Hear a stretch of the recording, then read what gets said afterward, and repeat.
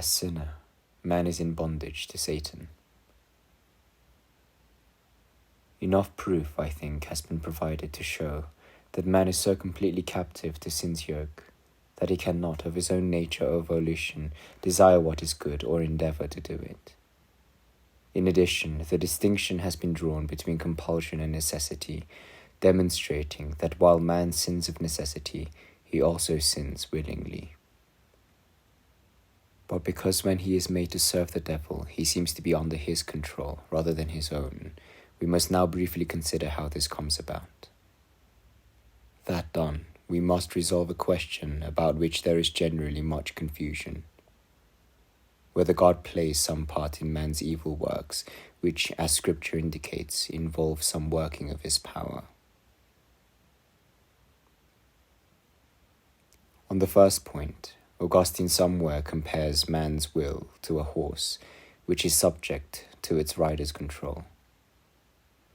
He proceeds to liken God and the devil to horsemen, saying that if God occupies the place of man's will, like a good, experienced rider, he guides it appropriately, urging it on when it is too sluggish, and holding it back when it is too lively.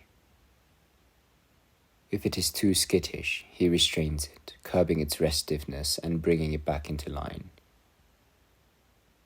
If, on the other hand, the devil is in charge, like a bad reckless rider, he races it through fen and field, propels it into ditches, trips and tumbles it into ravines, and trains it to resist and disobey. In the absence of a better analogy, this one will do for the present. Thus, when we are told that the will of the natural man is subject to the devil's rule and leading, we're not to think that it is compelled by force to obey despite itself, as one might compel a servant to do his duty, however reluctant he might be. What is meant is that the will, being deceived by the devil's tricks, must of necessity submit to his good pleasure, although it does so without compulsion. Those to whom the Lord does not give the grace of being ruled by his Spirit are left to Satan to be led by him. That, says Paul, is why the God of this world, the devil, has blinded the minds of unbelievers so that they do not see the light of the gospel. Elsewhere he writes that the devil rules among the wicked and the disobedient. The blindness, therefore, of evildoers and all the wickedness which follows are called works of the devil.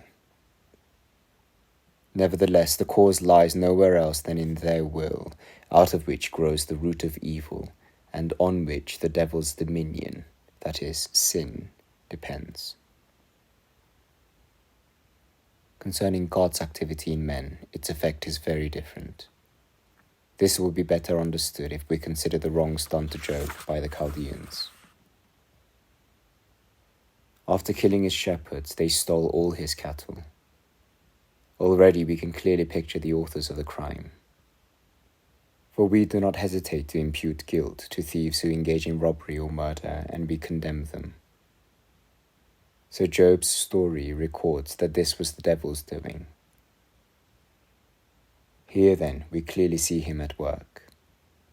Job, however, recognizes that this is also a work of God. He affirms that God has deprived him of the property taken by the Chaldeans. How is it possible to say that the one event was the work of God, the devil, and men, without excusing the devil on the grounds that he seems to be associated with God, or without making God the author of evil? This can be easily done if we consider, first, the end in view, and second, the means employed. God's purpose was to train his servant in patience by means of adversity. Satan sought to fill him with despair, and the Chaldeans meant to acquire wealth by stealing another's goods. Such widely differing aims establish a clear distinction between the work of all three. A similar difference is apparent in the means employed. The Lord gives his servant over to Satan in order to afflict him. He also grants Satan use of the Chaldeans, appointing them as agents for this task, and he allows him to direct and urge them on. Satan, with his poisoned barbs, incites the Chaldeans, who are in any case wicked, to commit the crime. The Chaldeans do the evil deed, defiling both their souls and bodies. It is therefore quite correct to say that Satan is at work in the reprobate, over whom he exercises his rule, that is, the rule of evil.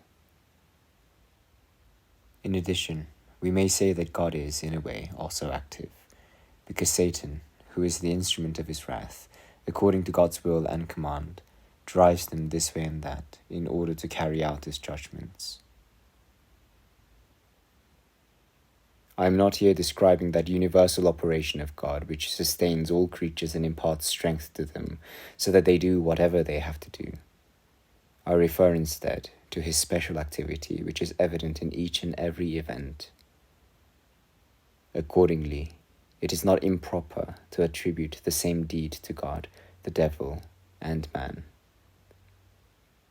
But the disparity in both intention and means ensures that God's righteousness always appears blameless, while the wickedness of the devil and of man is revealed in all its shame.